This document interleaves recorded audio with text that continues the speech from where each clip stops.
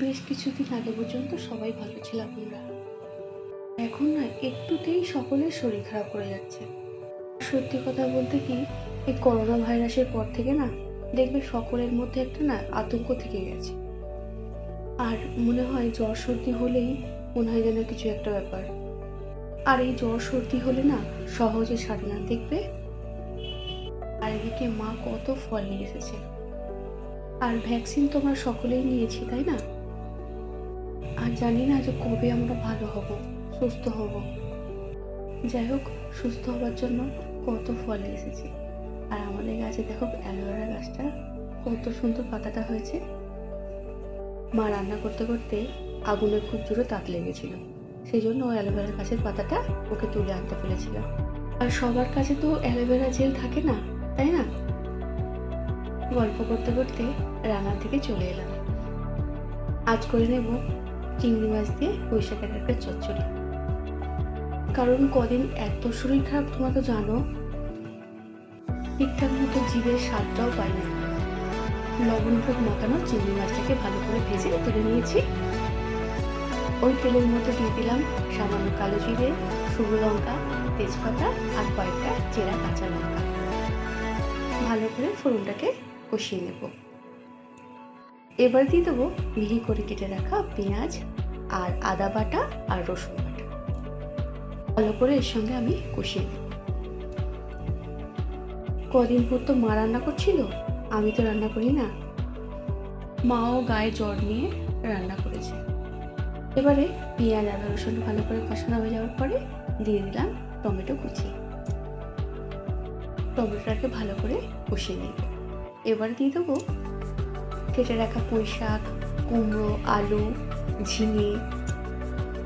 এতে বেগুনও দিতে পারো, পটলও দিতে পারো, আমি দিলাম না। আমি এই কটা সবজি দিয়েছি। এবারে ভালো করে এর সঙ্গে কষিয়ে নেব। এই পুঁই শাকের চচ্চড়িটা চিংড়ি মাছ দিয়ে করে দেখবে, অপূর্ব খেতে হয় কিন্তু।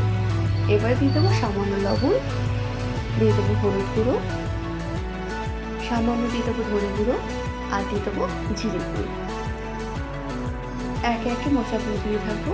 দিয়ে দেবো লঙ্কার গুঁড়ো।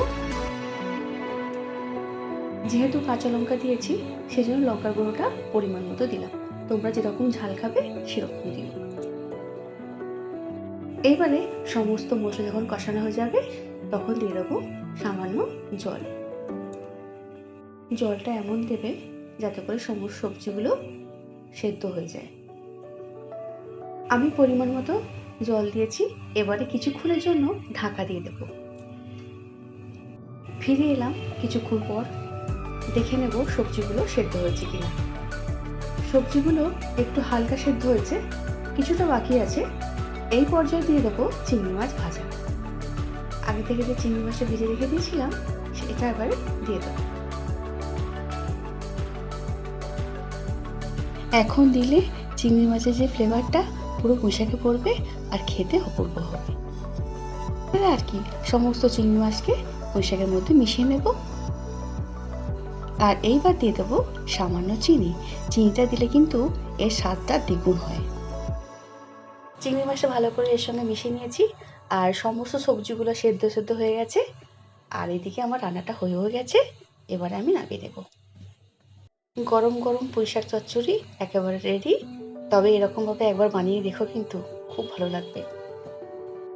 গরম ভাতের সঙ্গে এরকম পুঁইশাক চচ্চড়ি থাকলে এক নিমেষে এক থালা ভাত শেষ হয়ে যাবে। তাহলে আজ এই পর্যন্ত। খুব তাড়াতাড়ি দেখা হচ্ছে পরের কোনো ভিডিওতে। সবাই খুব ভালো থেকো আর আমার সঙ্গে থেকো। টাটা।